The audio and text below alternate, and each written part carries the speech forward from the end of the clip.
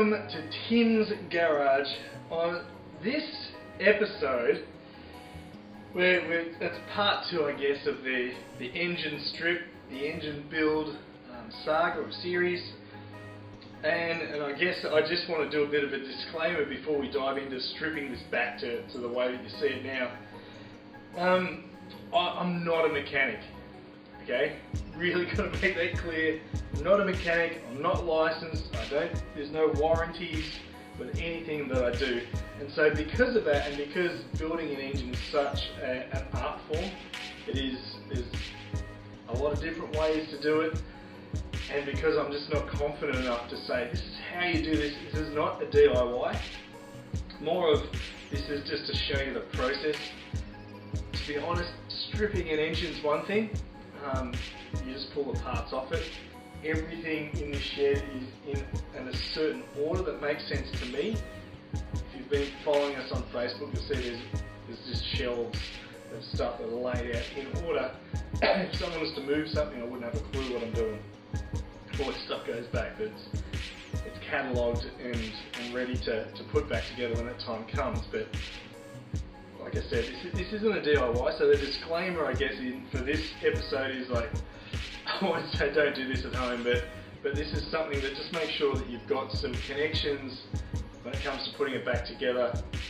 If you are going to strip your own engine, make sure you've got tons and tons of little sandwich bags or something to put stuff in. There's some advice that I got given, which I followed and really appreciate it.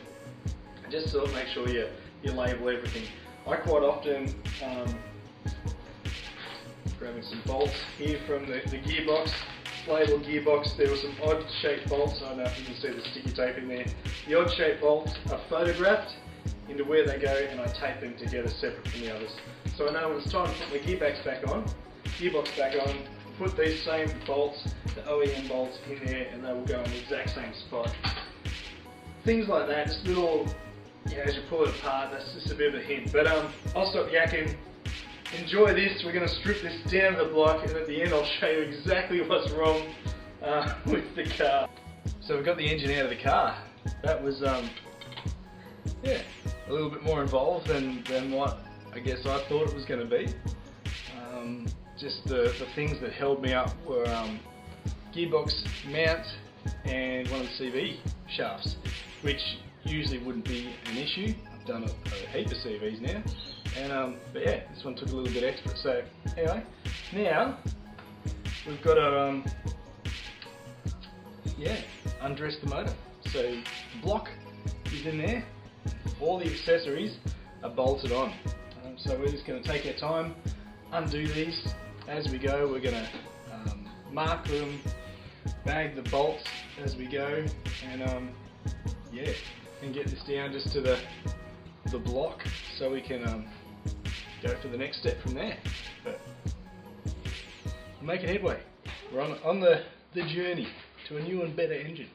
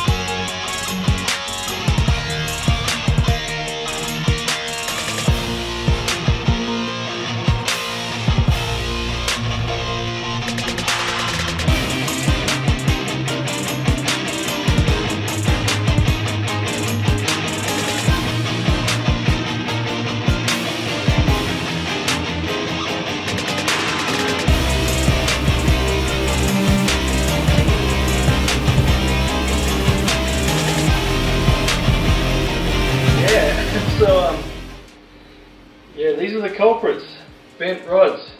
This is the number one. This is the worst one. This actually has me quite concerned about the bore. You can see just how twisted that was, how bent that ended up being, so much so that it's almost fused our top ring into the piston itself and caused quite a considerable amount of wear. So next time on Tim's Garage, we're going to take this to the machinist, see just how badly damaged it is. We're going to spend a small fortune on ordering parts, and we're going to start the process of putting this back together. But that piston is absolutely fried. You can see the wear marks where it's fused the ring into it, which would be the ticking. You would have heard from the last episode, and yeah, I'm pretty sure we're not using that one again. Not that we would. So all good. See you next time. Thanks very much for watching. Really do appreciate it. There's been a lot of really kind comments about this, and so I just want to say I'm fine. I'm not super upset that my engine went. Obviously at the time it wasn't the best news, but thanks very much just for the kind comments about it. A lot of people saying, yeah, I know how it feels and all that sort of stuff. I'm very much a let's use our opportunities in life to make the best thing out of it, and so I get an awesome engine out of this with forged internals. Sweet. So I'm looking at the bright side of it all, and also get to make a bit of a video for you guys to watch at home as well, which I really hope is informative. But as I said, you know, this episode and the next couple aren't DIY, just because I don't want to be responsible for somebody else messing up their engine. So while I'll do bits, I'm not going to step you through how to put stuff in just in case it goes wrong. So I'd really highly recommend that you get a professional to do that with you, because I'm just a hack, and yeah, hack. Anyway, thanks very much again for watching, and we'll see you next time on Tim's Garage.